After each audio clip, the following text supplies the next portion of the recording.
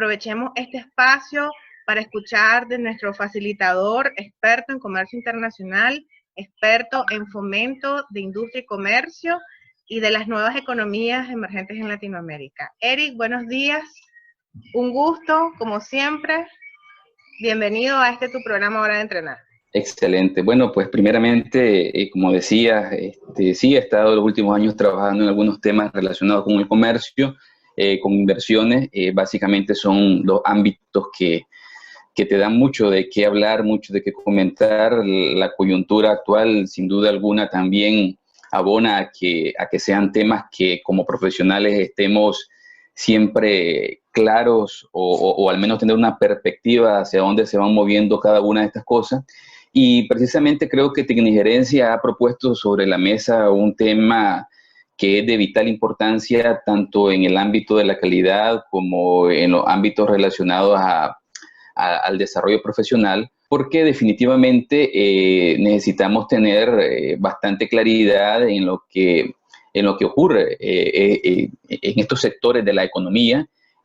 Básicamente hay toda una serie de criterios que deberíamos de tener, al menos dar una perspectiva bastante consistente con lo que nosotros estamos trabajando y si nos preguntan, si opinamos, si queremos saber en un sector de qué estamos hablando, pues tener también esa pintura un poquito más extendida y no solo ver la hoja, como se dice, no centrarnos en la hoja, sino tratar de ver el bosque, porque a partir de ahí surgen una cantidad de cosas que definitivamente en algún momento somos parte de eso o nos va a tocar participar activamente en ese tipo de proceso.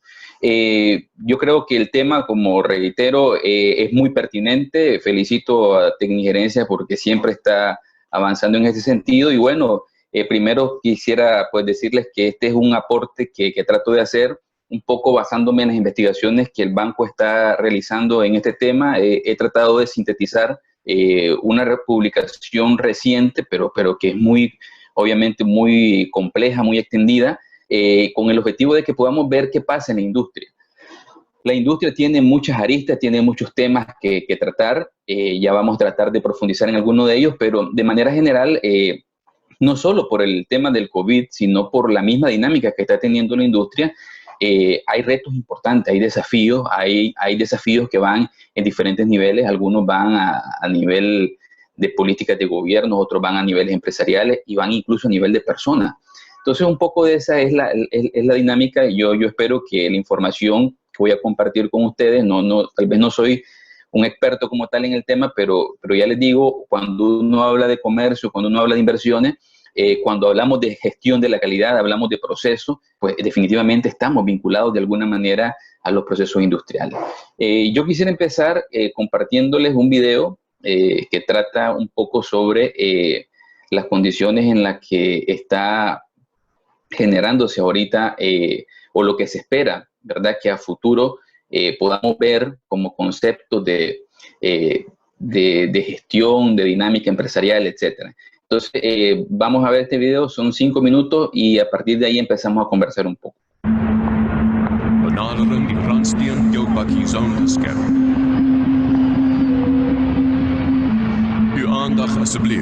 Welcome to Johannesburg International Airport. Please approach the road to create your pickup zone.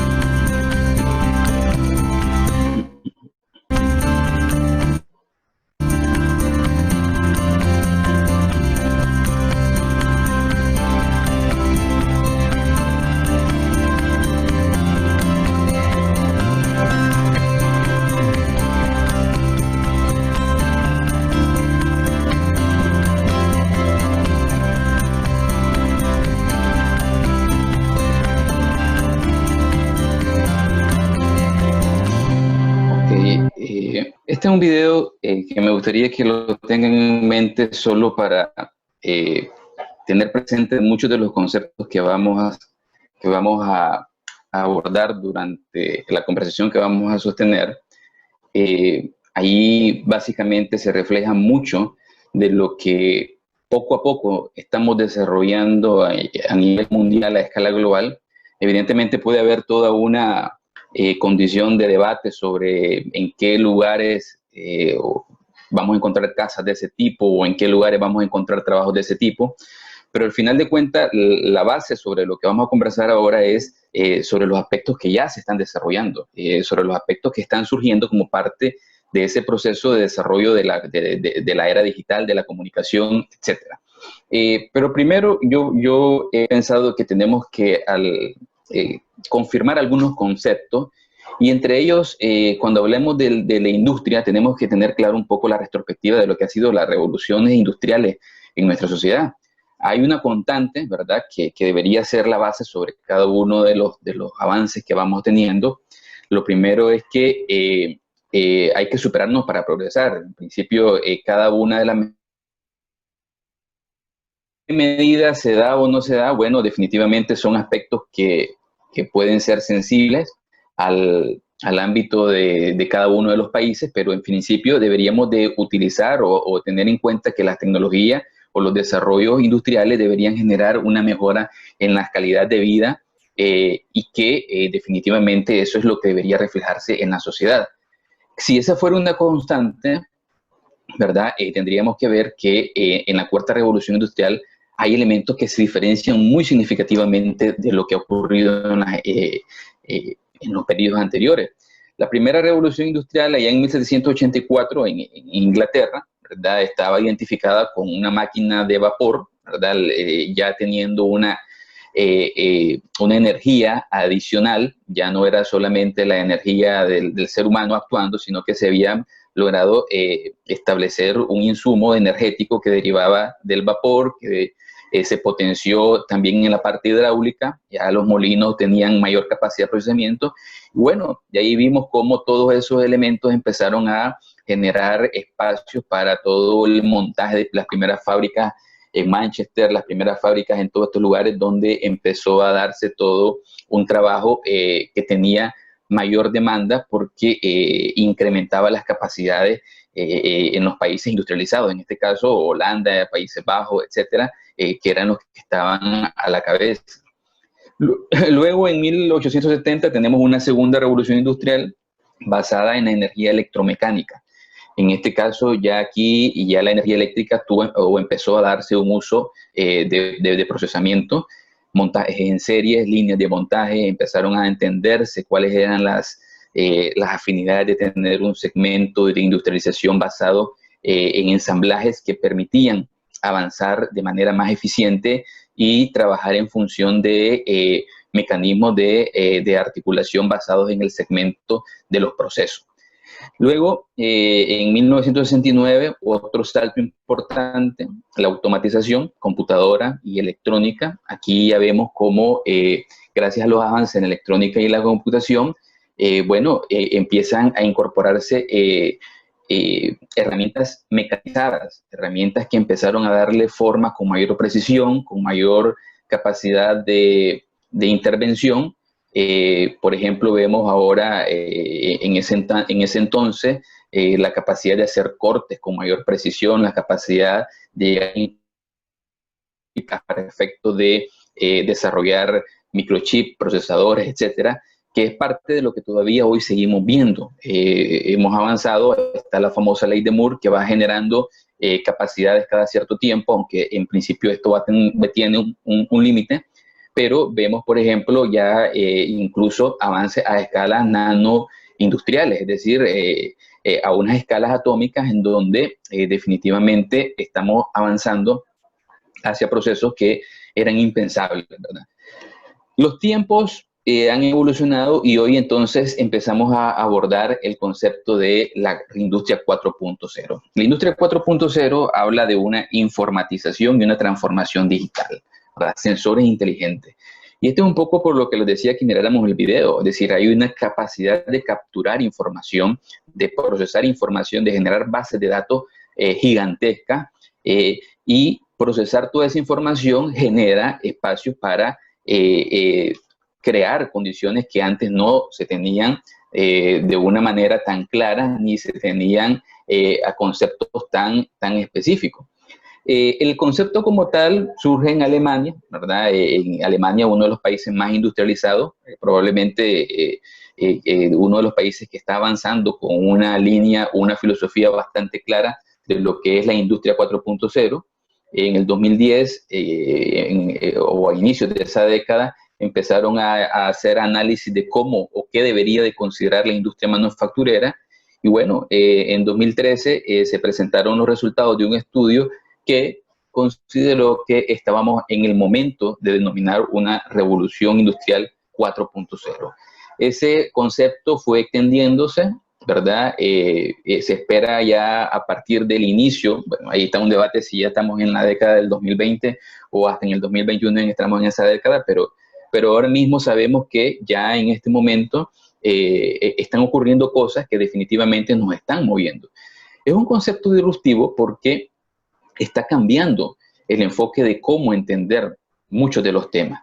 Los procesos ya no los estamos entendiendo como condiciones secuenciales, como cascadas, como etapas subsiguientes o como aspectos que surgen como consecuencia de otros temas. Ya no necesariamente ocurre así. De ahí que incluso a nivel de gestión de proyectos también hoy vemos metodologías ágiles, por ejemplo, con altos niveles de iteración en los procesos, en donde no estamos en función de una planificación estática, es una planificación dinámica que va acelerándose o se va deteniendo en función de lo que el contexto está marcando. Y ahí es donde todos estos aspectos siguen siendo todavía parte de un análisis que no se detiene, porque la evolución en el sector tiene ahora todavía componentes conceptuales, pero tiene también ya componentes que se están ejecutando y que se están visualizando. Más adelante vamos a ver algunos de estos ejemplos que les estoy mencionando ahorita, donde vemos todavía aspectos conceptuales, pero sí que ya vemos temas relacionados a las inversiones. Hablamos de, hace unos años, hablábamos de un proceso de globalización donde había una deslocalización de la producción, donde las industrias se movieron y se diseminaron por muchos países, principalmente países emergentes, pero que hoy, a partir del desarrollo tecnológico, está cambiando esa dinámica. Y eso es uno de los principales problemas, si se quiere, o uno de los principales desafíos que tienen los gobiernos para abordar aspectos como la competitividad, porque las inversiones hoy en día están deslocalizadas, pero la tecnología está empujando hacia una reconsideración sobre si realmente es necesario seguir manteniendo segmentos o partes de las cadenas globales de valor en determinado país, o hay que acercarlas a las casas matrices, etcétera. Entonces, esto, ¿verdad? Es un estado que está evolucionando y que está avanzando. De forma general, hay algunos conceptos o algunos lineamientos que deberíamos tener presentes. Primero, tenemos un aspecto que podemos denominar como la fábrica del algoritmo. O sea, la revolución 4.0 genera una amalgama ciberfísica. Y uno se pregunta, ¿qué es ciberfísica?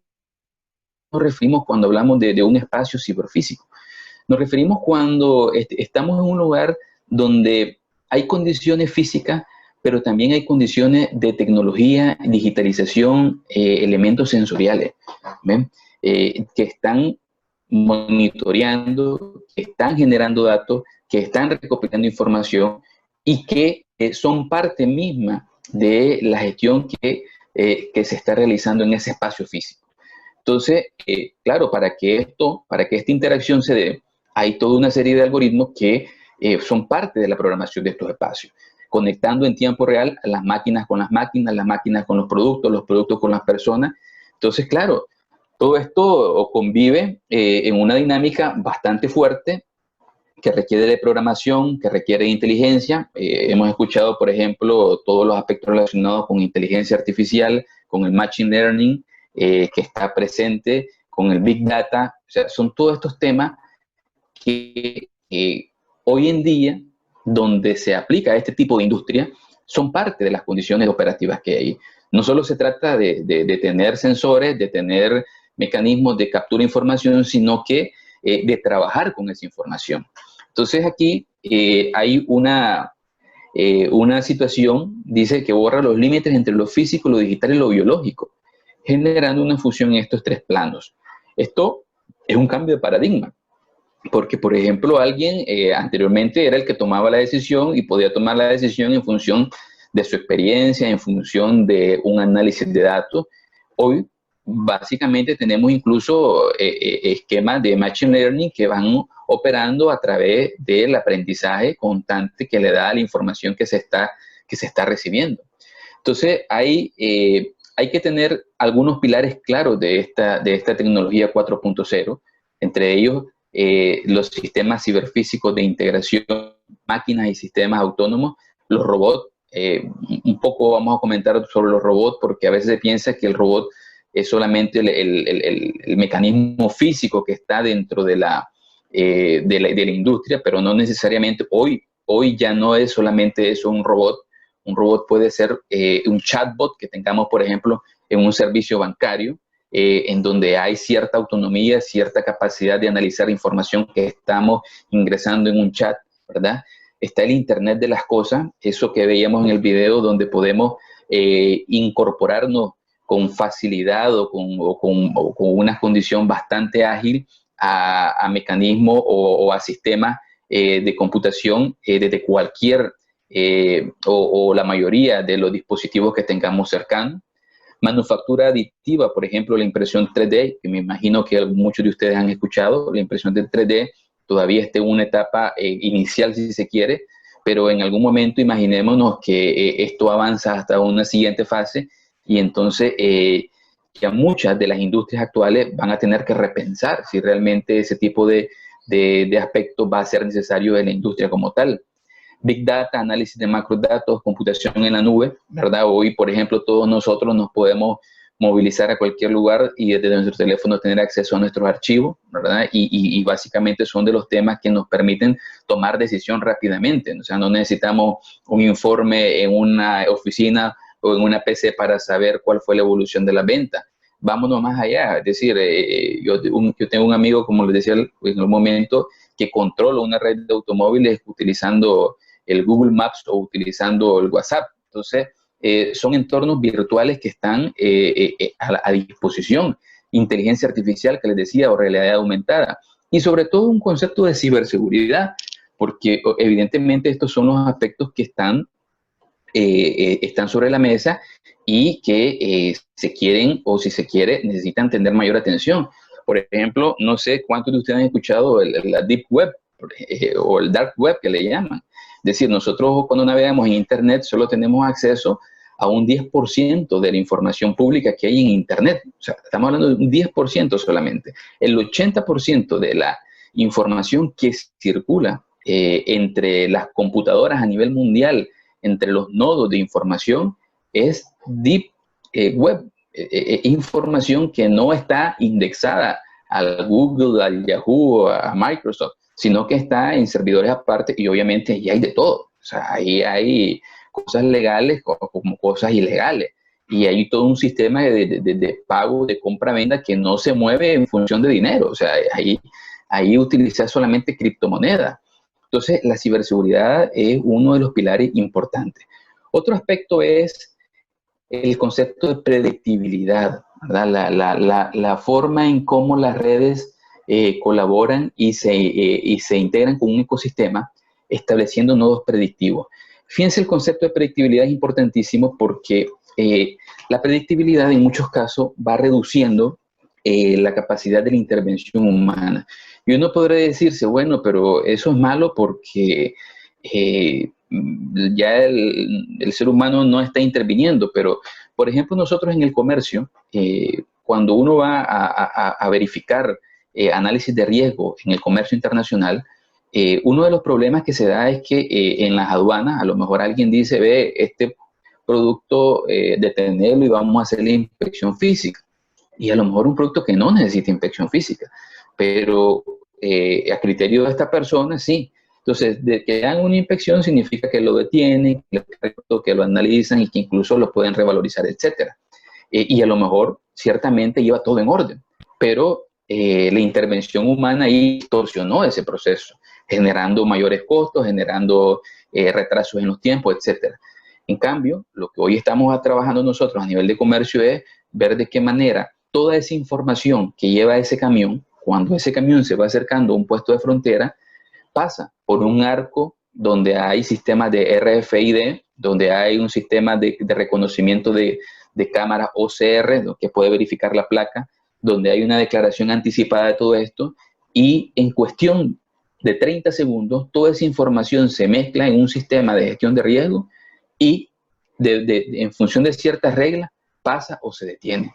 Entonces, ¿qué pasa ahí? De ahí no se trata de que, mira, dame tanto para que pase rápido o si no te detengo. Entonces disminuimos aspectos como la posibilidad de corrupción, la posibilidad de que alguien genere ahí retrasos innecesarios, porque hay un sistema que está ponderando las posibilidades de que algo malo vaya ahí. Entonces hay una descentralización de la toma de decisiones y que va moviéndose hacia los sistemas de información. Estos dos pilares son importantes, estos dos.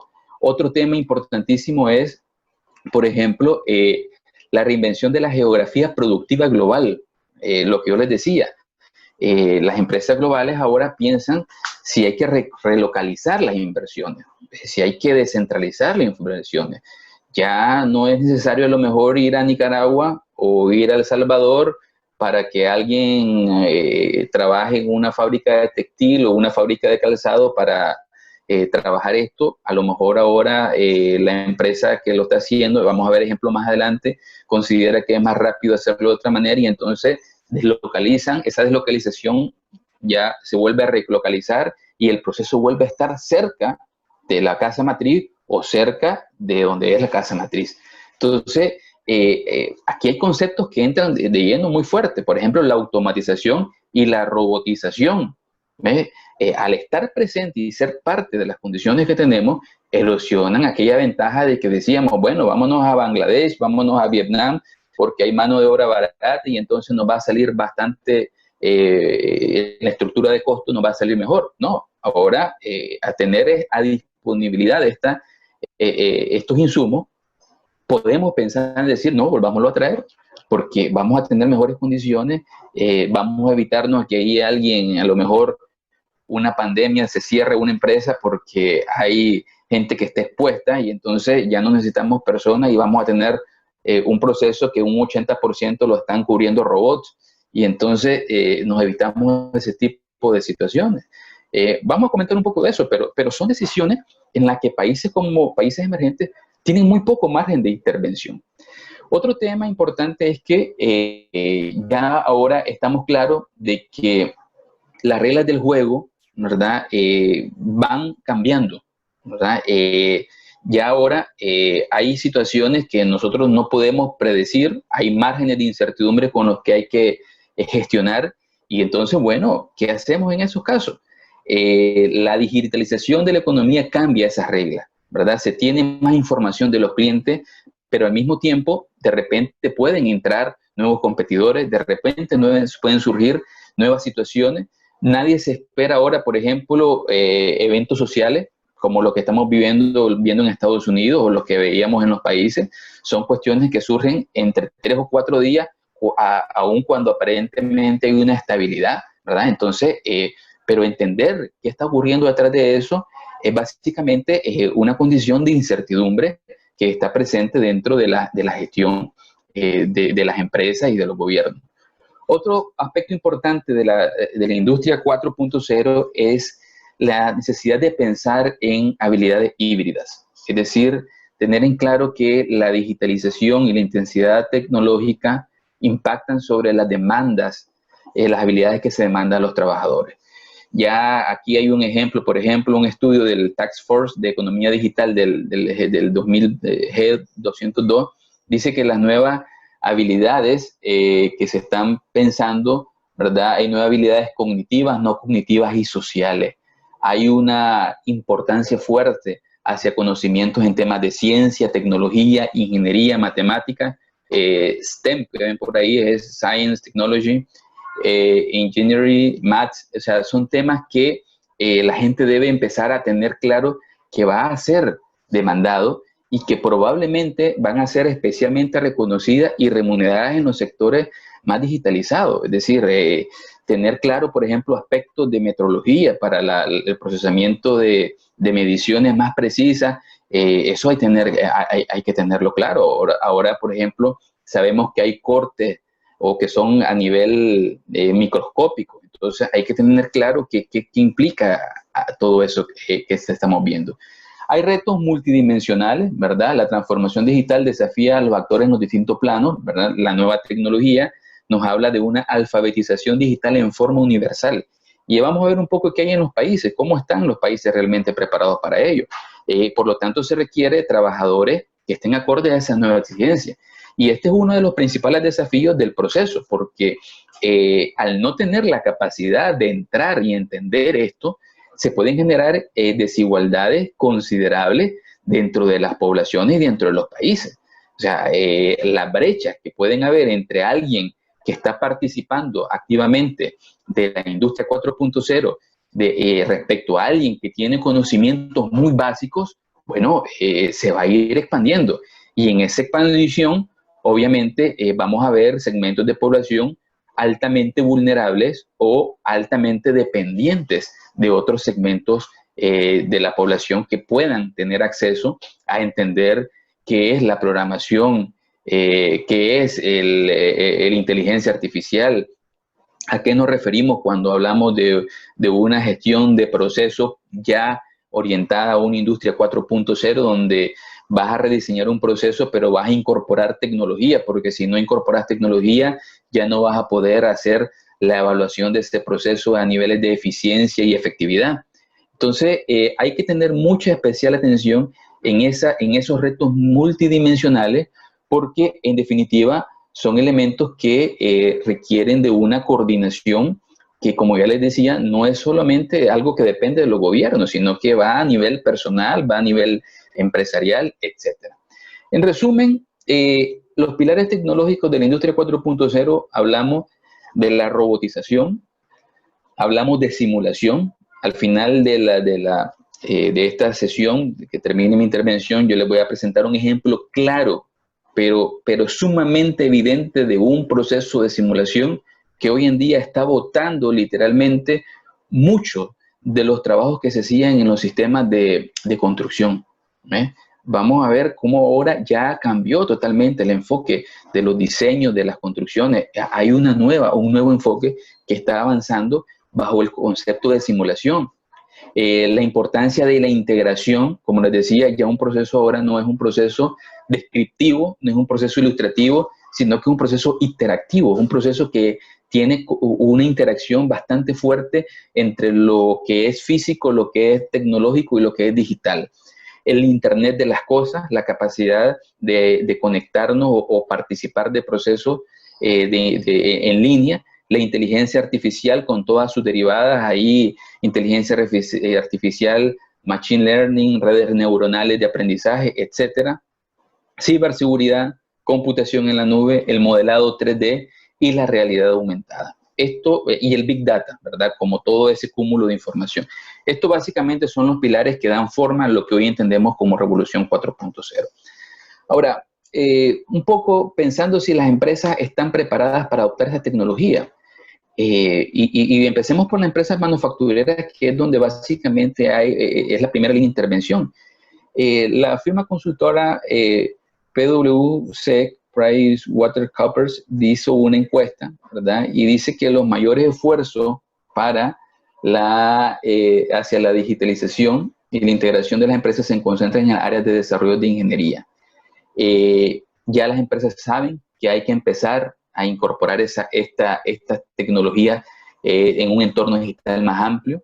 Ya saben que hay que buscar dispositivos con mayor precisión y que es importante tener datos para decidir en tiempo real. O sea, lamentablemente ya queda muy margen, muy poco espacio para decir, ve, te doy una respuesta por la tarde o dentro de 2 semanas procesamos la información y te damos la respuesta. Se están acabando esos espacios.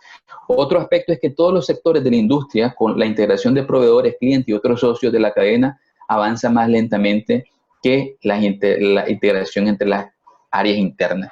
Esto se debe a que hay una asimetría, o sea, muy pocas veces las empresas están asimilando de una manera más simétrica la importancia de entender este concepto de la industria 4.0. Ahora, la convergencia de tecnología anticipan los comportamientos del mundo real ofreciendo un modelo de predicción más ajustado. Y esto es importante tenerlo en cuenta porque reiteramos aquí que mucho de lo que hoy se necesita es tener la capacidad de obtener información en tiempo real, procesarla y analizarla, de manera que dejemos atrás conceptos preventivos. Por ejemplo, hace algunos años uno cuando iba a hacer un trabajo de mantenimiento de equipos, se planificaba con antelación para prevenir desperfectos. Entonces, bueno, vamos a darle mantenimiento al vehículo cada 5.000 kilómetros. O un equipo que utilizaba 120.000 horas de uso, entonces ya vamos a darle mantenimiento. Y probablemente, y a lo mejor a los 5.000 kilómetros no era necesario porque se utilizó apropiadamente, se dio un buen manejo, etcétera. Pero teníamos que hacer una pausa, de tener un proceso porque había que hacer un mantenimiento. Pero ¿qué pasa cuando hoy estos dispositivos, estas máquinas, tienen la capacidad de hacer un monitoreo permanente, de acumular datos y decir, no, este es el momento apropiado. Estas son las condiciones que se necesitan. Entonces, ya cambiamos totalmente el enfoque. Y para aquellos que trabajamos en gestión de calidad, implica entender que el modelo de gestión ha cambiado porque ya no vamos a basarnos en conceptos de acciones preventivas. Probablemente vamos a tener que hablar de otro aspecto que tome en cuenta la condición del proceso y la manera en cómo debe ser atendido. En muchas empresas se están implementando sistemas de gestión de clientes, sistemas de gestión de equipos, sistemas de gestión de personas, las conexiones de las máquinas, etcétera, con el objetivo precisamente de darle forma a esta nueva realidad. ¿Qué ocurre en el mundo? Veamos algunos datos, por ejemplo, de lo que está ocurriendo ahorita. Primero, estamos pensando que para el 2020, ya en este año, se espera o estaba estimado que 1 millón de dispositivos nuevos estaban conectándose a una red, a la internet cada hora, ¿verdad? Esto es una realidad. Básicamente las personas están haciendo un uso permanente y en consecuencia hay una demanda de información, hay una demanda de datos, el procesamiento de la información no se detiene. Entonces, hay todos los días a nuestras actividades diarias, a las actividades de las empresas y los gobiernos, hay necesidad de información, de acceso a información.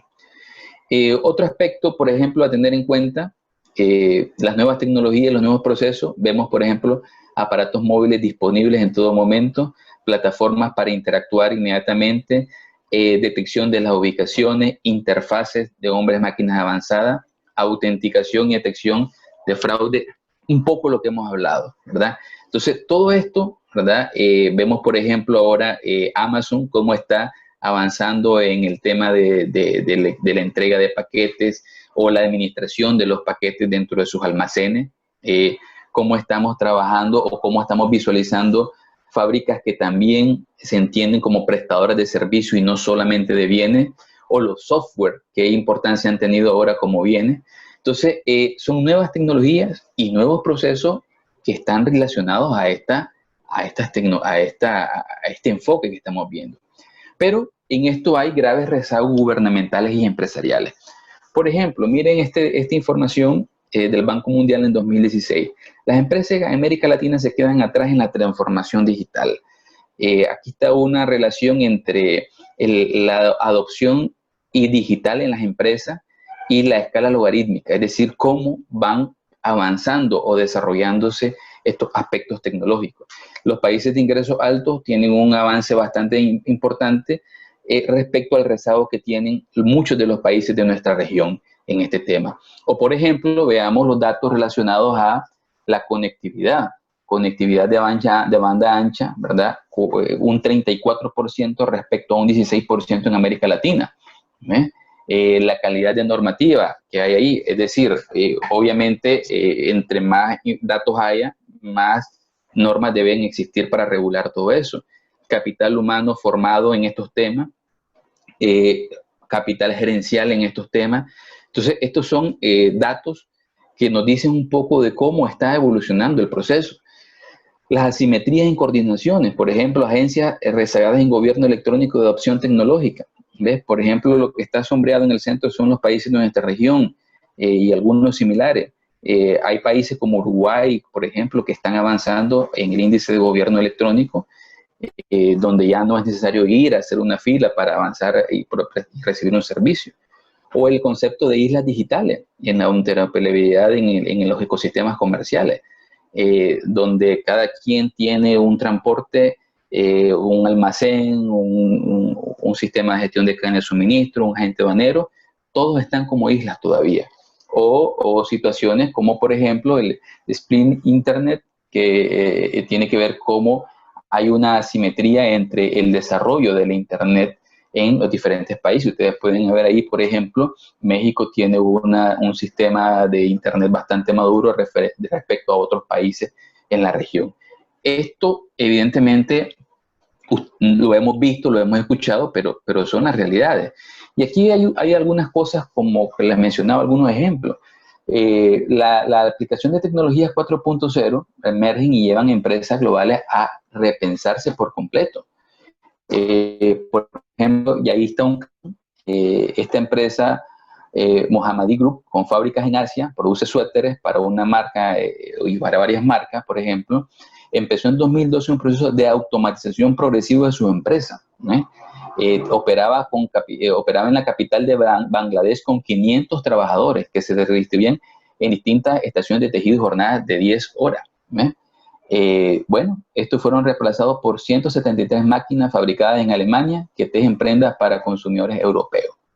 Aunque lo mismo ocurrió en empresas textiles en el país, según datos oficiales, la automatización ha impulsado la producción textil, mientras que las exportaciones del sector habían aumentado. Es decir, estos son casos, ¿verdad? Aquí estamos hablando de una pérdida de puestos de trabajo, offshoring, que se inició en los 90, de gente que se movió para allá y que implicó pasar de 750.000 puestos en los años 70 a 100.000 puestos en la actualidad. Veamos la diferencia, la reducción, solo por haber incorporado ya robotización a estos temas. Otro caso bastante interesante de los que extraje, hay muchos casos. Por ejemplo, Adidas, todos en el momento hemos escuchado Adidas para un zapato deportivo, ¿verdad? Había deslocalizado la producción en China y Vietnam en el 95. Emplea actualmente más de 50.000 personas en todo el mundo. En 2015 produjo 300 millones de pares de zapatillas. En el marco de una estrategia de crecimiento, la empresa ha fijado el objetivo de aumentar su producción en 30 millones de pares al año hasta el 2020. Siguiendo a Nike, su principal competidor, Adidas decidió invertir en robótica para fabricar zapatillas y alcanzar su objetivo. La construcción de las primeras plantas robotizadas comenzó en el 2016, o sea, esto ya está en marcha, ¿verdad? Y en 2017 lanzó la construcción de Speed Factory en Estados Unidos. ¿Qué pasa con esto? Se espera que los robots, estas fábricas robotizadas, produzcan un mínimo de 1 millón de pares de zapatos cada año y generen 160 nuevos empleos de mediana y alta calificación en Alemania. O sea, básicamente lo que nos están diciendo acá es, sí, aquí se crea empleo, ¿verdad? En nuestros lugares, en las casas matrices, pero se está creando empleo de mediana y alta calificación, que es lo que les mencionaba anteriormente. Y deslocalizamos las fábricas en Asia. Entonces, Adidas no prevé suspender la producción de sus contratistas en Asia. Ofrecerá zapatillas producidas en Alemania y Estados Unidos al mismo precio de aquella. Pero ya estamos viendo que realmente al incorporar este proceso de robótica, hay un riesgo enorme de deslocalizar esas inversiones o retornar esas inversiones y quienes están empleándose en nuestra nueva fábrica son personas que tienen un nivel de cualificación bastante más alto de lo que pudieran estar en estos lugares inicialmente. Estos impactos sobre las cadenas globales de valor dependerá de las empresas, ¿verdad? El problema es que, como les decía, muchas de estas empresas, muchos de los países no tienen una intervención sobre lo que está ocurriendo, ¿verdad? Entonces, con esto, aquí hay un concepto de que las empresas pueden decidir y los países o las fábricas en los países solo son sujetos de esta decisión. Y entonces, para muchos, la inversión extranjera directa, que es la que soporta el empleo en muchos de los países, países emergentes, puede ser afectada. Puede ser afectada en la medida de que el aporte que está dando a las cadenas de global de valor va a ser mínimo en función de lo que pudiera generar una fábrica inteligente, que se utilizan sensores, que utilizan comunicación y que en consecuencia tienen la capacidad de brindar una mejor o una condición un poco más acorde a lo que la industria 4.0 está. Entonces dice que se espera que las empresas manufactureras, ¿verdad?, crezcan hasta 7 veces más rápido que el crecimiento promedio anual del 90, pero bajo este concepto de fábricas inteligentes.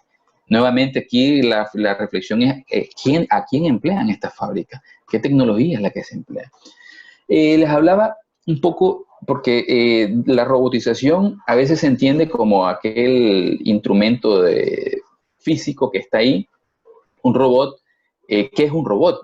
No solo con pies y manos, dice acá, cualquier sistema autónomo es necesario. Bueno, primero hay una definición muy propia de la Real Academia, ¿verdad?, que ahí se las he puesto, que define una máquina, un genio electrónico programable capaz de ejecutar, manipular objetos, ¿verdad? Pero también está un estándar que en la industria ya se utiliza para definir qué es un robot. Y en este sentido, hoy ya tenemos un concepto de robots que están relacionados a un ámbito físico y robots que pueden ser de servicio. Entonces ahí, ya por ejemplo, cuando uno entra a un sistema de banco hoy en día, vemos una pantalla táctil donde seleccionamos el tipo de servicios que vamos a recibir, que nos orienta, nos marca un ticket y tal. Antes íbamos directamente con alguien que nos asesoraba y nos decía qué es lo que veían. Para muchos eso era mejor porque de entrada tenías contacto y podías exponer lo que querías. Hoy no sabes si en realidad vas a servicio bancario o si vas a un servicio diferente, etcétera. O lo sabes, ¿verdad? Y nada, te tenés que sentar a esperar a que se haga.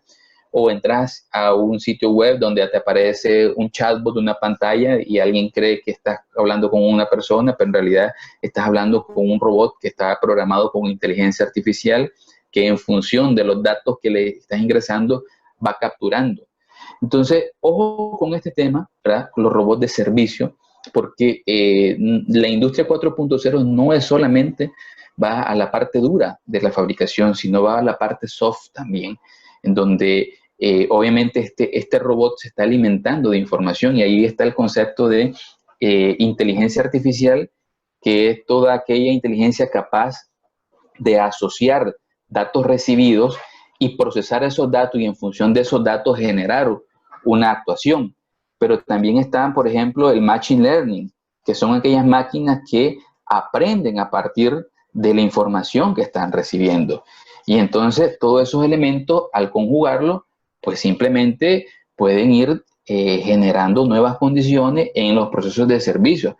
Hablemos de sistemas de servicios bancarios, alimenticios, por ejemplo. En los sistemas de alimentos ya se están incorporando robots que están aportando a los procesos para la inocuidad, para atender la programación de las fórmulas, para mezclar en los procesos de química, por ejemplo. Estos son sistemas autónomos que están programados y que ya nadie está monitoreando si efectivamente la fórmula es correcta o no, sino que simplemente está una programación que bajo diferentes etapas y procesos van validando todo lo que está gestionándose.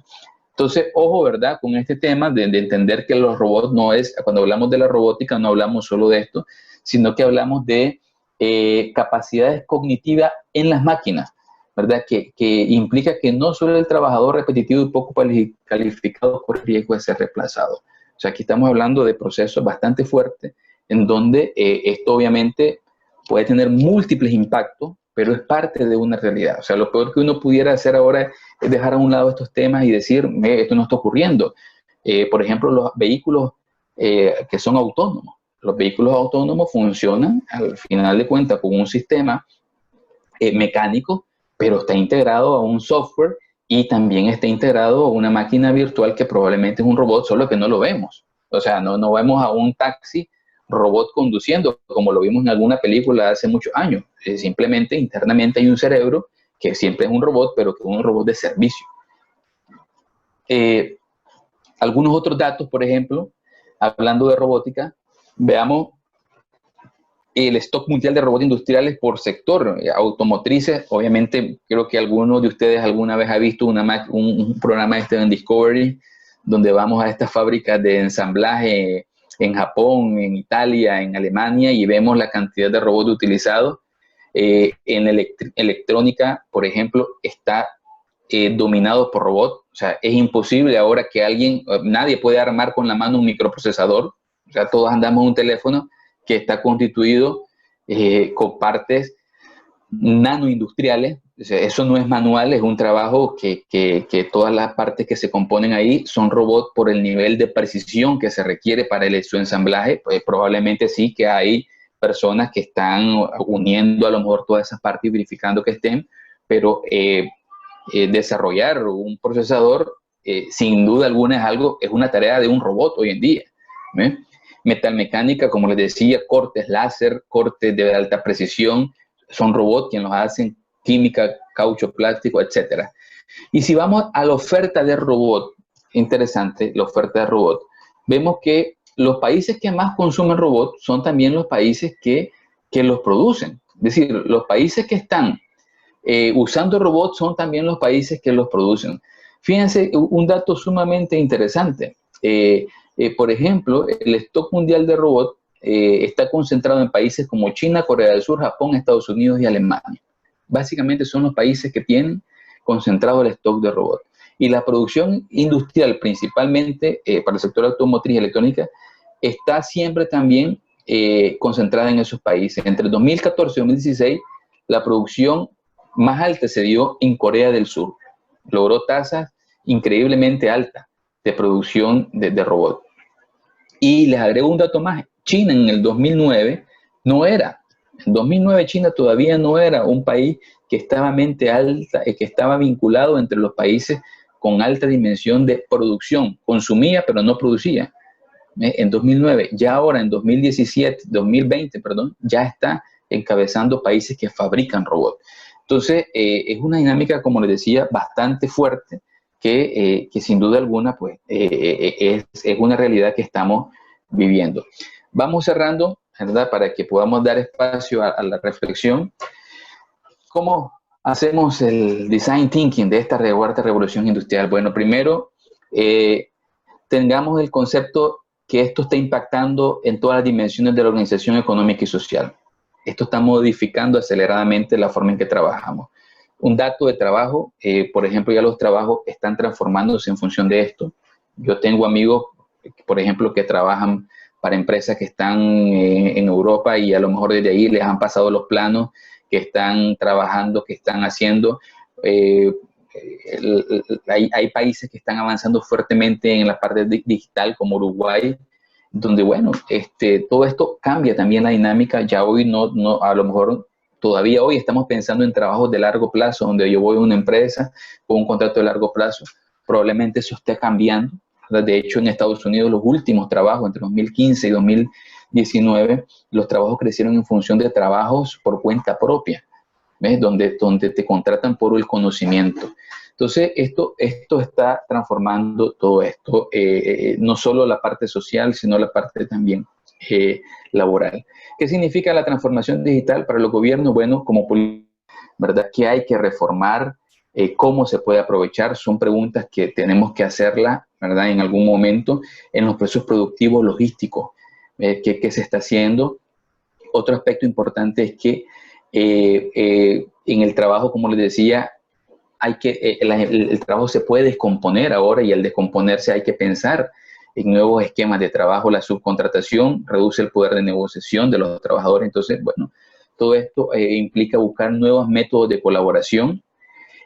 Otro aspecto importante que deberíamos tener claro es que hay que pensar un poco en la creatividad, en la aritmética, en la programación, en la resolución de problemas, porque son objeto de esta revolución industrial, y los desafíos que tiene la industria es que se integren estos elementos dentro de los procesos. Y nos preguntamos si los niños están pensando o están enfocándose ya en esto. O sea, pensemos no solo porque al colegio el que nos mando, pensemos como padres, como tíos. O sea, nuestros niños están realmente, a veces, de una manera innata. O sea, un niño, usted le pone ahora a un niño de 2 años un teléfono, una tablet, y el niño cree que eso es lo normal y con eso juega y fácilmente, muy intuitivamente. Pero también hay que dotarle otro. Es decir, ahora, por ejemplo, el lenguaje universal probablemente va a ser el 1 y el 0, la programación. Entonces, son temas que hay que irlos analizando.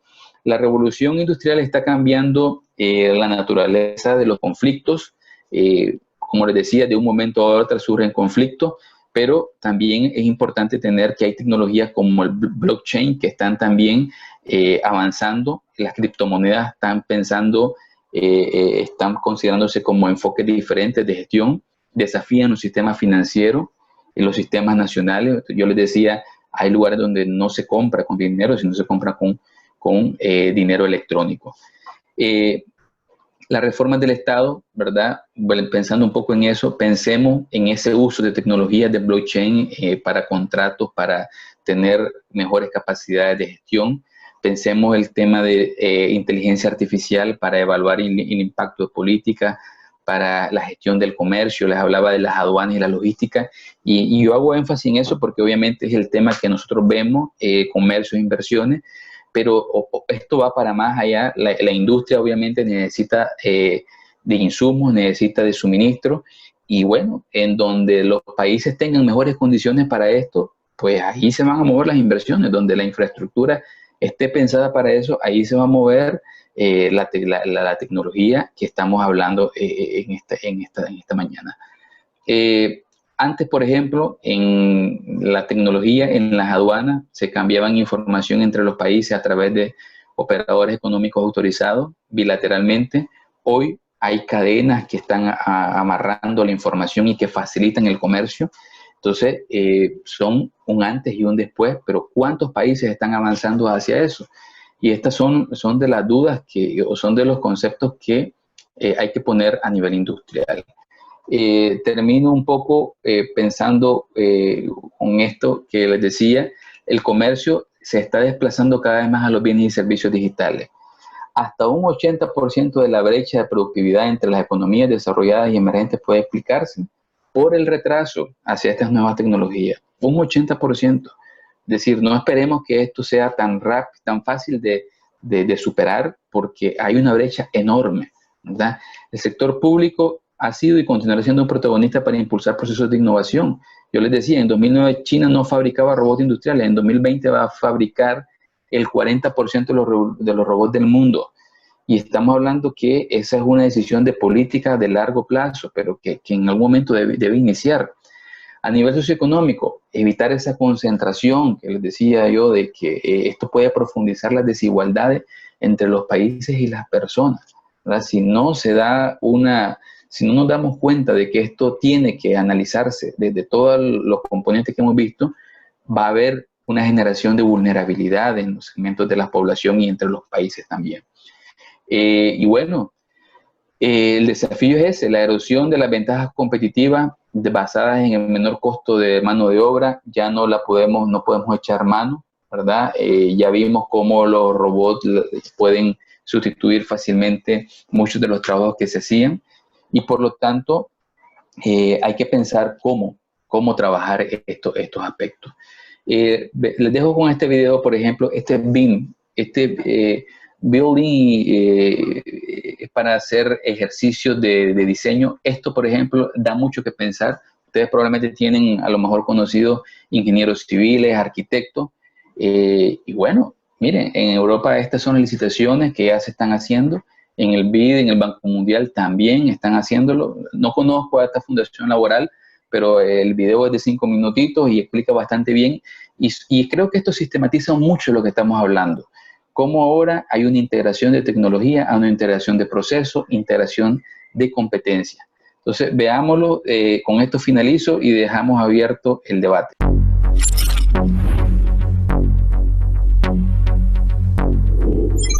Quizá ya has oído hablar de BIM, pero ¿qué es BIM? Building Information Modeling, o modelado de No, un momento. Vamos a explicártelo mejor. BIM supone una auténtica revolución que en muy poco tiempo está cambiando los métodos de trabajo que se estaban utilizando. Mientras que las aplicaciones de CAD imitan el tradicional proceso de lápiz y papel en 2 dimensiones, creados a base de elementos sencillos como son líneas, tramas, textos, etc., las aplicaciones BIM imitan el proceso real de la construcción. La metodología BIM va mucho más allá del 3D. Es un método multidimensional que abarca todas las fases del ciclo de vida del edificio o infraestructura. Se trata de una metodología de trabajo colaborativa entre proyectistas, constructores y demás agentes implicados en un proceso constructivo. BIM se está imponiendo como el nuevo estándar en la construcción a nivel nacional, europeo y mundial. Siguiendo los pasos de Estados Unidos y Canadá, ya son varios los países de la Unión que han adoptado o están adoptando la tecnología BIM en obra pública. El Parlamento Europeo ha impulsado esta metodología por medio de una directiva ya vigente, y en España se ha constituido una comisión para impulsar la implantación de BIM en el sector de la construcción española. En algunas comunidades autónomas ya lo valoran para la concesión de nuevas licitaciones. BIM es el futuro de la construcción y exige a los profesionales adaptarse a los nuevos tiempos. La Fundación Laboral de la Construcción, como impulsora del sector, pone a disposición de los profesionales que intervienen en todas las fases de un proyecto de construcción, diseño, construcción y explotación, un itinerario formativo BIM que les permitirá adquirir las nuevas competencias que exige el mercado. Nuestros docentes, todos ellos profesionales con amplia experiencia en la aplicación y formación en metodología BIM, imparten este itinerario basándose en el uso de software de última generación. Durante el desarrollo de cada una de las acciones formativas, los alumnos dispondrán de licencias de uso del software empleado y siempre en sus últimas versiones. Pero, ¿en qué consiste el éxito de la metodología BIM? La filosofía BIM trabaja con modelos constructivos pretendiendo como último objetivo centralizar toda la información en un único modelo. No es solo un concepto visual del edificio, sino que su representación se fundamenta en datos, y no solo en geometría, existiendo en todo momento entre ese modelo y la base de datos una vinculación permanente entre ambos. Si algo cambia aquí, en el diseño del modelo, los elementos afectados se actualizan automáticamente, así como todos los dibujos y planos que fueron desde él generados. Así se consigue un ahorro de tiempo y una optimización de todo el proceso que se pone de manifiesto en una mayor calidad y rentabilidad del proyecto. La fase del diseño comienza con una construcción virtual inicial que imita el proceso real, utilizando elementos inteligentes, muros, ventanas, cubiertas, etc., pudiendo llegar incluso a utilizarse bibliotecas facilitadas por fabricantes que contarán con características físicas y técnicas de sus productos, así como su coste. Sobre esta construcción virtual se pueden obtener cálculos precisos de estructuras, instalaciones, mediciones y presupuestos, y muy importante, su eficiencia energética. Los errores derivados de la introducción manual de datos se convierten en cosa del pasado. BIM permite realizar todo tipo de simulaciones, detectando entre otros colisiones y conflictos. Cuidado, se ha encontrado un fallo en el diseño. Hasta ahora, cuando se detectaba un error, había que detener el proceso y volver a empezar. Con BIM ya no es necesario. El modelo es corregido al momento por la persona responsable, minimizando los contratiempos. Todo ello se materializa en proyectos de más calidad, más competitivos, redactados en menor tiempo y a menor coste. La formación que imparte la Fundación Laboral de la Construcción correspondiente a esta fase de diseño no se limita únicamente a modelar la maqueta virtual del proyecto básico de construcción, sino que ayuda a conocer cómo exportar ese modelo BIM esquemático a los principales programas que resuelven otras fases del diseño para obtener finalmente un modelo BIM válido con mayor nivel constructivo. Durante la fase de construcción, la metodología BIM permite, entre otros, planificar virtualmente la obra en 3 dimensiones, según la secuencia de su ejecución, y controlar su seguimiento por parte de todos los agentes interesados. Consultar el modelo tridimensional en dispositivos electrónicos, ordenador, tableta, etc., en lugar de los tradicionales planos en 2 dimensiones. Incorporar al modelo vivo las modificaciones sufridas por el proyecto en la obra, permitiendo generar la información que corresponde al edificio tal y como está construido. Gracias a la aplicación de la metodología BIM en las fases anteriores, durante la fase de explotación y mantenimiento, la información entregada al cliente promotor facilita una mejor gestión de instalaciones y espacios, incrementándose la sostenibilidad y eficiencia en el mantenimiento del edificio. Todo ello permitirá prolongar la vida útil del inmueble y aumentar el retorno del capital invertido. Como hemos visto, el uso de BIM se está extendiendo a nivel mundial, no solo por las nuevas exigencias normativas cada vez más extendidas que establecen este método como requisito reglamentario para la adjudicación de proyectos de construcción, sino porque supone una ventaja competitiva para todas las empresas del sector. Reduce costes y tiempos, aumentando la eficiencia, el ahorro y la transparencia. Lleva a cabo la construcción virtual del modelo, imitando el proceso real. Mejora los flujos de trabajo, elimina incertidumbres y errores, y sobre todo, incrementa la rentabilidad del proyecto. El itinerario formativo BIM de la Fundación Laboral de la Construcción permite incrementar la empleabilidad de los trabajadores del sector y la competitividad de las empresas, dando respuesta a las nuevas exigencias del mercado. Bueno, ahí por ejemplo vimos un poco lo que hemos hablado, ¿verdad? La capacidad de colaborar, la capacidad de predecir, la capacidad de utilizar diferentes equipos, usar datos, etcétera. Entonces, este construcción, en la industria también hay temas similares. Yo ahí hago la pausa. Lilian, dejo abiertos consultas, comentarios. Anticipar será ¿qué nos puedes pronosticar, digamos, serán los próximos años para el sector primario? Países como Nicaragua, Salvador, Honduras, Guatemala inclusive, que aún se manejan con el agro, caña, café, cacao. ¿Qué nos puedes decir acerca de qué esperar en crecimiento para estos sectores o el uso de estas nuevas tecnologías? Y lo otro era el desafío de la alta dirección, los desafíos de los gerentes para diversas industrias, ¿no?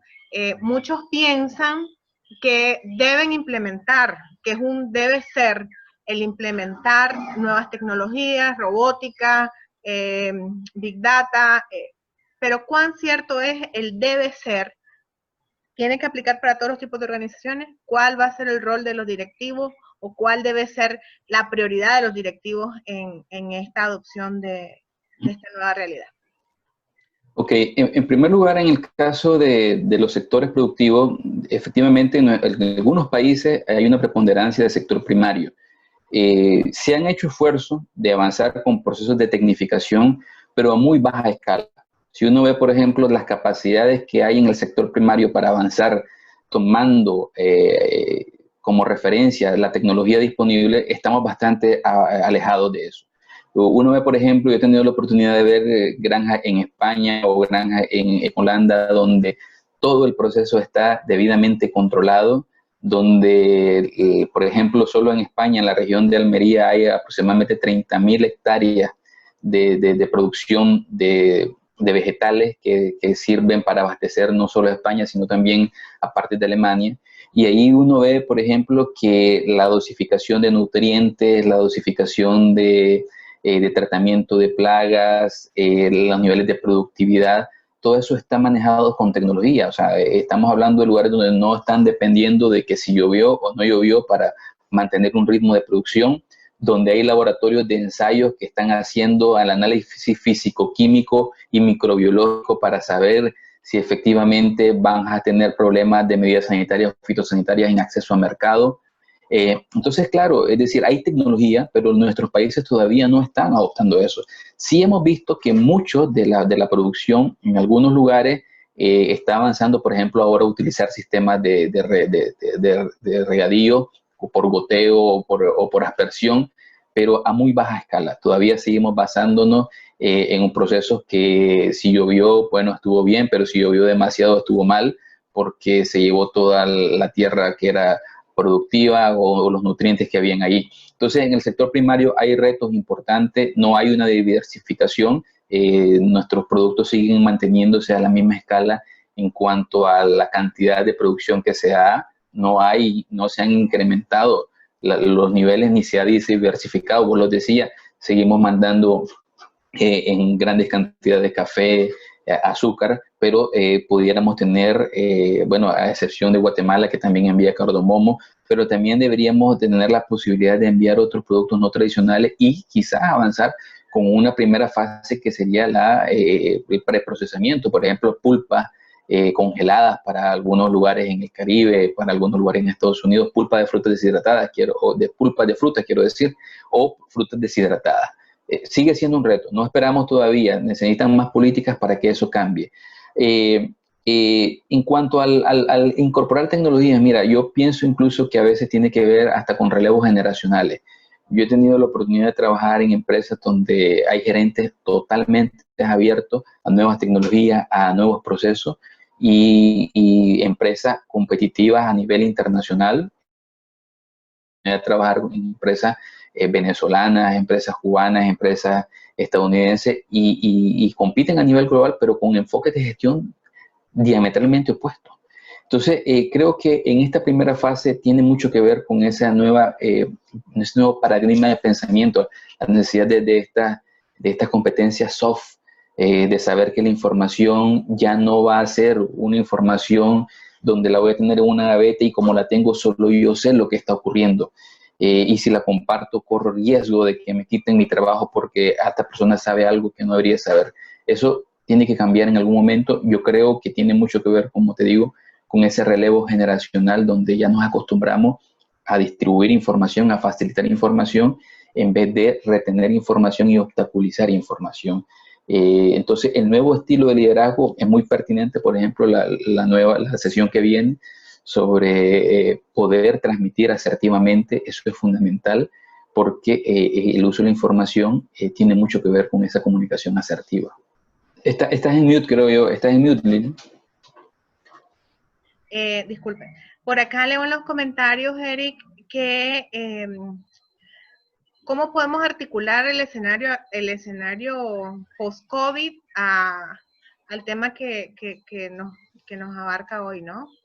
Es decir, ¿cómo has visto que va a repuntar la industria luego que pase esta pandemia y se reabran, digamos, los espacios de trabajo? ¿Vamos a encontrar cambios abruptos ahí?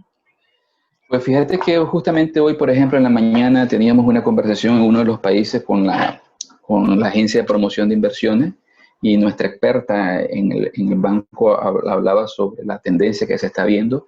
Los países ahorita no están tomando decisiones fuertes porque obviamente todavía estamos en un margen de incertidumbre sobre cómo se va a establecer esta nueva normalidad, ¿verdad?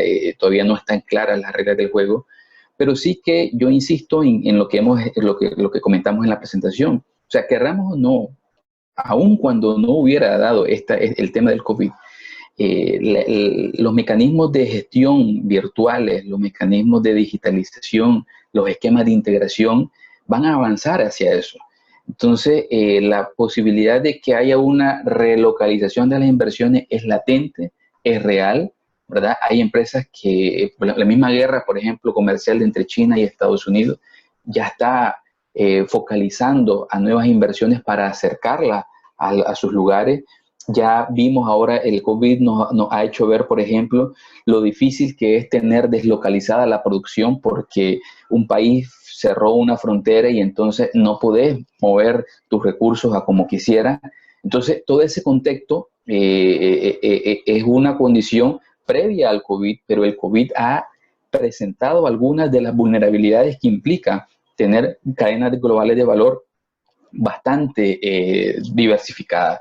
Muy probablemente sí vamos a ver entonces empresas, ese movimiento de esas plantas a lugares más cercanos a las casas matrices o la sustitución. Y lo que yo les decía, bueno, ¿qué pasa si mi fábrica ahora es una fábrica inteligente donde el 70-80% de la producción está pensada en robots? Disminuyo las ausencias, disminuyo las posibilidades de que una pandemia me detenga toda la producción, porque ya no son solamente personas, ya puedo rotar mejor a las personas. Entonces son temas que todavía hoy en día hay márgenes de incertidumbre por esa nueva normalidad, pero sí que la tecnología sigue avanzando y probablemente en algún momento vamos a tener que pensar qué posiciones van a tomar las empresas inversoras extranjeras que, como ya digo, dejan muy poco margen a los países. Lamentablemente los países somos sujetos de esa decisión y no participamos activamente en la toma de decisiones.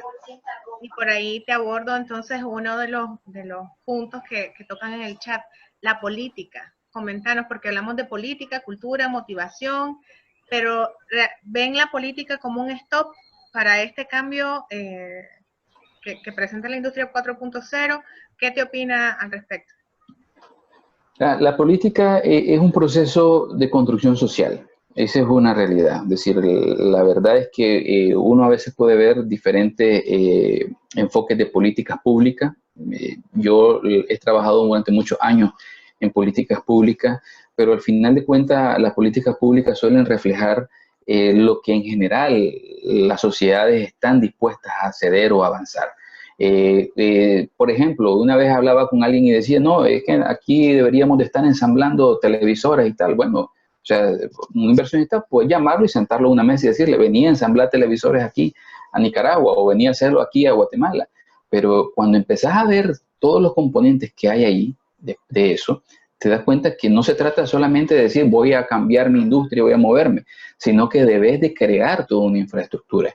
Y entonces ahí donde yo les decía, las políticas públicas, como ese constructo social, debe de calar también a nivel empresa, a nivel de persona, para poder desarrollarlas apropiadamente. Si nosotros no nos preocupamos porque nuestros niños a lo mejor no aprenden el inglés a temprana edad o no aprendan ciertas habilidades que probablemente una escuela lo puede ofrecer, probablemente una política de gobierno diga va a haber una lengua secundaria disponible, y está bien como política, pero al final de cuentas hay que construir ese andamiaje. Las políticas orientan, pero la ejecución de las políticas no es solo de gobierno. La construcción de la política tiene una estrecha relación con los sectores sociales, y háblese empresa, háblese sociedad civil, personas, ¿verdad? Entonces, ojo, porque no solo se puede pensar que la política, tener la política es todo. Recordemos que la política hay que materializarla. Y ahí hay una participación conjunta a nivel de sociedad, a nivel de país. Al final es una concertación. Nos movemos hacia eso. Sí, alguien tiene que dar la pauta, alguien tiene que dar la visión, poner la línea de trabajo, pero la construcción pasa por lo que vos decías. Van a estar anuentes estos altos gerentes en ahora implementar nuevos modelos de gestión para irnos preparando a una digitalización. Van a estar anuentes, solo por ponerte un ejemplo, el año pasado yo estuve en Honduras, en una empresa de manejo, una escuela de manejo, en donde el gerente me decía, yo tengo 7 vehículos transportes de carga detenidos ahí. Y están detenidos porque la gente que yo quiero contratar es gente que va a estar sujeta a una política de monitoreo del vehículo de carga. Y entonces el transportista no le gusta eso. A mí no me gusta que me controlen. No me gusta que sepan que me detuve por aquí o que me detuve por allá, o que puedo ir o que no puedo ir a más de 80 kilómetros por hora, que es la programación que tienen los vehículos. Entonces, bueno, tiene muchas cosas positivas eso, pero ya ves, en la otra parte social no está dispuesta todavía a entrar a eso. Si vos vas a Europa, en Europa llegan filipinos a manejar los camiones que circulan por la Unión Europea y lo hacen bajo reglas donde hay posicionamiento global, satelital, donde hay límites de velocidad en el equipo mismo y trabajan. O sea, no están diciendo, no me gusta que me controlen, no me gusta. Entonces, lo que quiero decir es que hay política, pero la política necesita esa interacción y esa participación social. Muy de acuerdo con vos, Eric, que el tema de la matriz de inversión va a depender del reflejo que la sociedad imprima en su interés, ¿no?, productivo social. Quiero compartir una experiencia, por ejemplo, con el sector cacaotero de Nicaragua, y no es ajeno a Mesoamérica en general. Es un sector que, como el agro en general, estamos acostumbrados a lo que el productor conoce de su tierra y del tiempo, ¿no? Y se resiste a implementar tecnologías nuevas. También a vivir esa cultura de producción que ha heredado de sus antepasados. Entonces es bastante difícil en ocasiones cuando hay proyectos de diversos bancos o de diversos organismos y les proveen las tecnologías, por ejemplo, ¿qué te digo? De cantidad de riego que requieren con un software que está en la nube y que satelitalmente le va a decir cuánto regar en el día. Entonces, es complicado porque él te dice, no, es que yo conozco mi tierra, yo conozco mi suelo, yo conozco mi planta, y es totalmente difícil la adopción de estos cambios, ¿no? Hay iniciativas importantes, me parece que, tal como lo decís, las políticas son un vehículo nada más, pero vemos empresas privadas invirtiendo en el uso de tecnología, vemos empresas privadas también ofreciendo herramientas a bajo costo. ¿Será que nuestros países y nuestros productores, nuestras empresas sean preparadas, ¿no? Formadas para ver oportunidad en estos nuevos desafíos? Por acá me dicen, permíteme, por acá leí un comentario de Julio Sánchez. Es un hecho que el desarrollo tecnológico en el mundo, pero también es cada vez mayor la brecha entre países desarrollados y en vías de desarrollo, caracterizada principalmente por la débil educación e información de la población. ¿Será que esto nos condenará a siempre depender de las grandes potencias para sobrevivir? Nos pregunta Julio Sánchez. Eric. Bueno, yo creo que ahí hay que tener siempre una dosis de realismo y de pragmatismo. O sea, ciertamente hay una, y lo hacía ver en la presentación, hay una brecha que anda aproximadamente en tecnología de un 80% de diferencia entre lo que es la producción industrial en países europeos, Estados Unidos, y lo que es la producción que nosotros tenemos. Nosotros, por ejemplo, hablamos a veces de industrialización y a veces ni siquiera estamos aplicando el criterio de la industria 3.0. O sea, estamos todavía hablando de una industria mucho más atrás. Y cuando hablamos incluso de industria, porque en algún momento he tenido la oportunidad de hacer debates con autoridades de gobierno y decirles, bueno, pero ¿usted qué entiende qué es industria para su país? ¿Qué es industria para usted como ministro que va a impulsar esto? Y la industria es lo que estábamos conversando. Es un proceso altamente cargado de tecnología, altamente cargado de información, altamente cargado de procesos que están interactuando bajo ese binomio, y donde la participación humana se va reduciendo a niveles estratégicos, si se quiere. Entonces, yo recuerdo que una vez hablábamos en Nicaragua y decía alguien, no, la industria del pan. Bueno, es una industria porque sí, hay gran escala y todo lo demás, pero nosotros todavía estamos horneando. Los hornos son hornos artesanales, son hornos caseros. ¿Ves? Todavía no tenemos esa capacidad de ir, regular temperatura, de fijar, hacer un análisis proximal en ese pan para ver que los componentes están correctos y ver todo lo demás. O sea, eso todavía nos hace falta para entender el concepto de industria. Entonces, sí, tenemos una dependencia que va a estar, no la podemos obviar, pero tener esa dependencia no significa que tampoco no podemos avanzar, porque, por ejemplo, muchos acuerdos comerciales que se han firmado recientemente llevan un componente de transferencia tecnológica. China, por ejemplo, así lo hizo. En China el criterio fue, bueno, vamos a permitir a inversionistas, pero el 50% de esa inversión debe tener la capacidad de capturar esa tecnología. Y así fueron desarrollando muchas de sus industrias. Y luego aplicaron el concepto de esto de ingeniería reversa. Pero claro, aplicar ingeniería reversa implica también tener la posibilidad de gente preparada para entender, agarrar este teléfono, desarmarlo totalmente y entender cómo están cada una de sus partes compuestas, para poder ver si yo soy capaz de poder reprocesarlo nuevamente. Entonces, yo no creo que el problema sea la dependencia per se, porque indudablemente nos van a llevar siempre ventaja. El problema es no tener mecanismos para ir entendiendo toda esa tecnología e ir asimilando esos procesos y viendo que al final de cuentas lo que se espera, cómo podemos mejorar la calidad de vida. Lo que vos decías del cacao, yo recuerdo en algún momento esas cooperativas de cacao, conozco cooperativas de cacao de Nicaragua, en algunos casos, por ejemplo, hay quienes están más abiertos a someterse a esos procesos con ciertos niveles de tecnología y otros no. Y ahí es un poco a lo mejor lo que te decía, ¿será que esto tiene que ver con un relevo generacional? ¿Será que la generación que ya viene de 80, de los 90, sí va a estar anuente a decir, ya no lo voy a hacer así y lo voy a hacer de otra manera, a diferencia de las generaciones anteriores? No lo sé. Habrá que esperar a lo mejor ese cambio.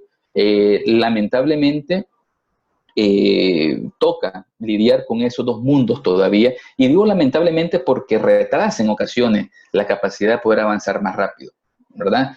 No digo que no sea bueno tener ahí a un abuelo que esté ayudando y que esté aportando, pero significa que a veces nos retrasa ese proceso. Ojo, a veces no solamente tiene que ver en la edad, porque hay gente joven que tiene también límites enormes en cuanto a entender la dinámica del mundo actual. Y tristemente yo he conocido, he tenido la oportunidad de ver gente joven con limitaciones enormes en la capacidad de analizar y de involucrar y de participar activamente en reingenierías de procesos. Así que hay un poco de todo, pero nuevamente, no siento que el problema sea dependencia, sino que el problema es que no estamos pensando en cómo aprovechar cuando hay oportunidad de transferencia tecnológica.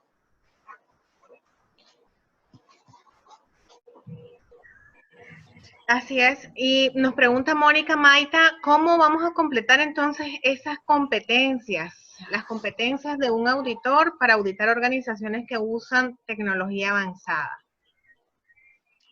Sí, mira, es una pregunta sumamente interesante. Yo les decía, cuando uno ahora habla de procesos, debe entender que los procesos ya no son procesos descriptivos, son procesos que ya no se basan en una ilustración de cómo funcionan las cosas, sino que estamos hablando de procesos integrados, donde ya hay varios actores vinculados y debemos tener en cuenta el factor, por ejemplo, de los datos, de la información aunados a ese proceso. Yo creo que como auditores, primero lo que nos toca es, o lo que tocaría es, entender bien cómo están avanzando esos procesos, entenderlo y ver tener ese pensamiento fuera de la caja. O sea, entender que las cosas se están haciendo así, pero que en otros lugares probablemente se están haciendo de otra manera y que en algún momento va a tener que replantearse eso. Las personas que estamos a veces vinculadas al ámbito de la calidad, ¿verdad? Yo me imagino, imaginémonos el libro de Ishikawa hace muchos años, ahora con el Big Data.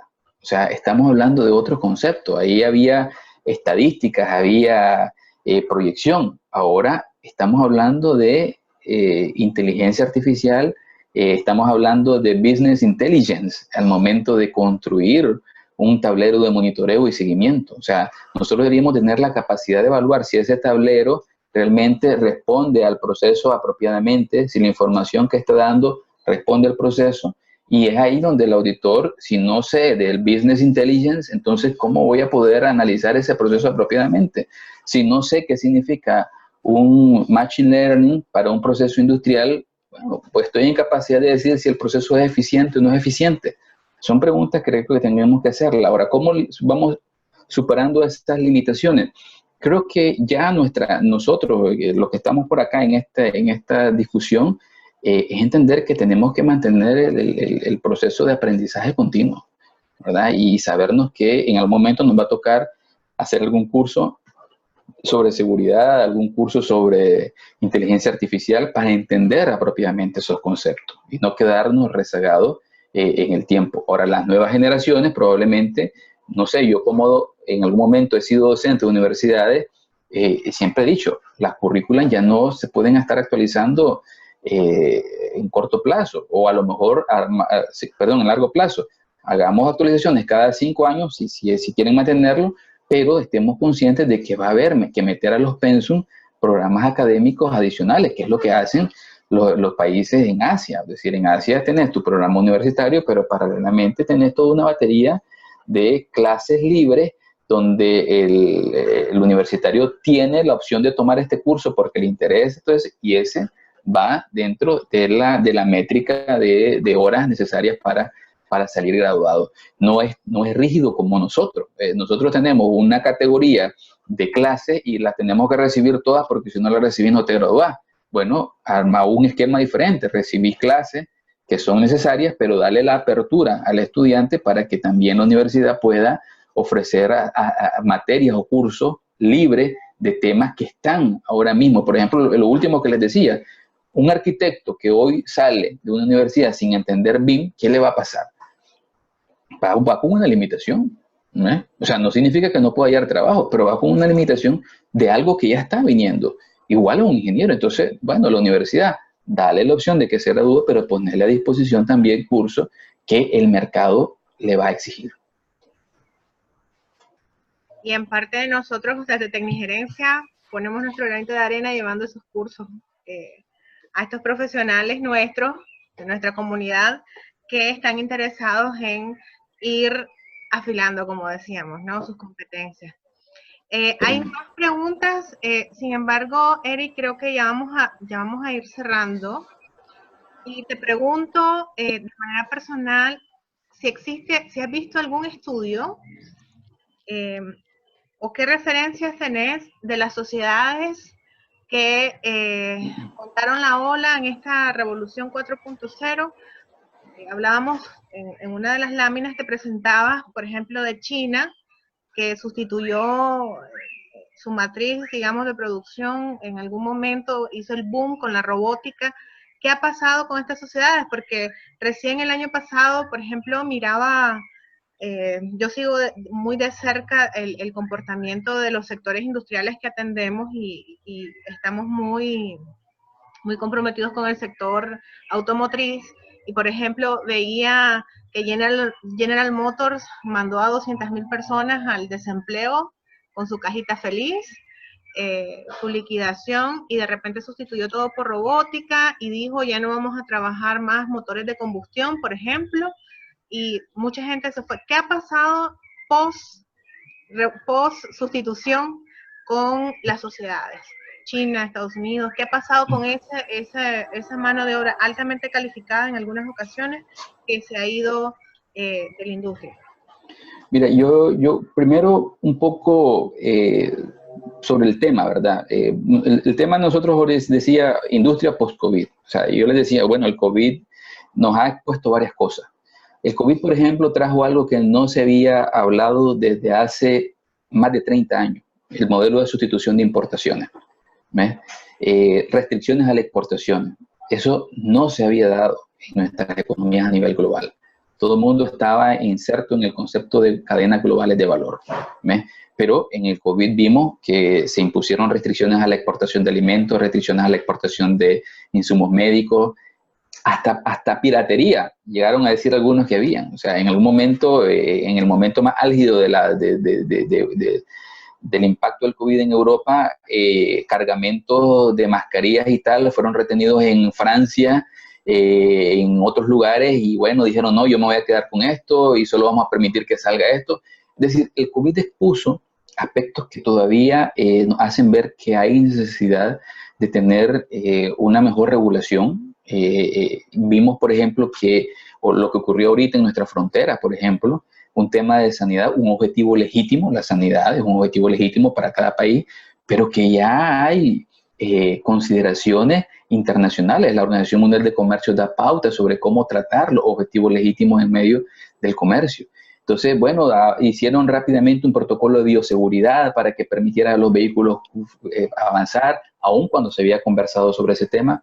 Lo que quiero decir es que el COVID nos dejó expuestos temas que definitivamente van a tener que revisarse y analizarse.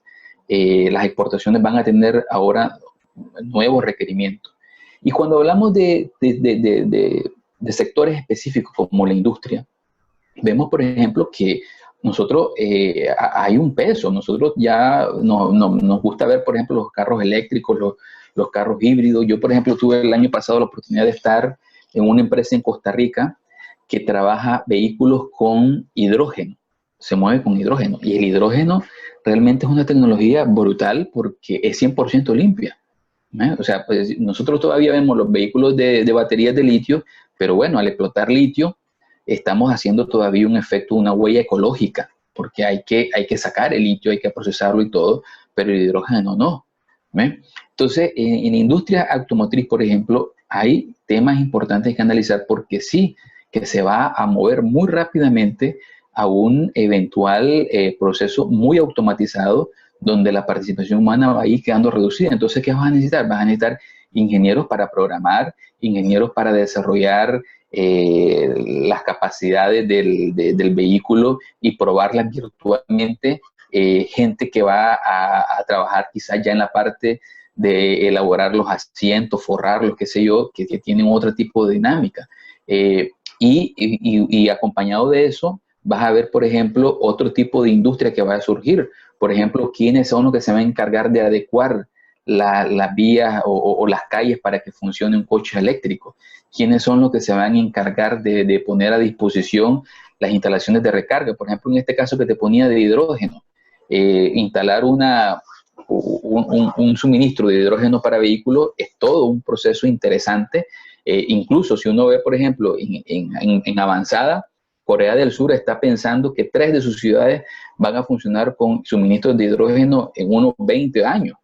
Entonces, vamos, hay gente que se está despidiendo, pero gente que está en el nivel más bajo del aporte de mano de obra, y yo lo ponía en la presentación, pero la gente con calificaciones medias y altas sí va a tener oportunidades.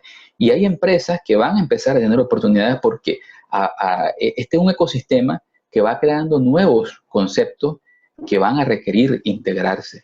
Entonces no veamos solamente como que hay una pérdida de empleo, sí que la hay. Lo que va a haber que pensar es que hay una relocalización cuando las capacidades lo permitan de estas personas. Y si no, pues evidentemente van a generarse eso que mencionaba, la segregación y la desigualdad que va a haber entre unos y otros segmentos de la población. Y nuevamente, esto es un tema que no compete solo al sector gobierno, sino que a todos nosotros, porque nuestra filosofía, incluso desde como padre a nuestros hijos, cómo les educamos haciéndole ver los desafíos a los que se van a enfrentar, la responsabilidad ambiental que deben de tener y sembrarles esa semilla de decir, ve, tenés que saber que nunca vas a detenerte en estudiarte y prepararte, porque ese es el mundo al que estamos llegando ahora.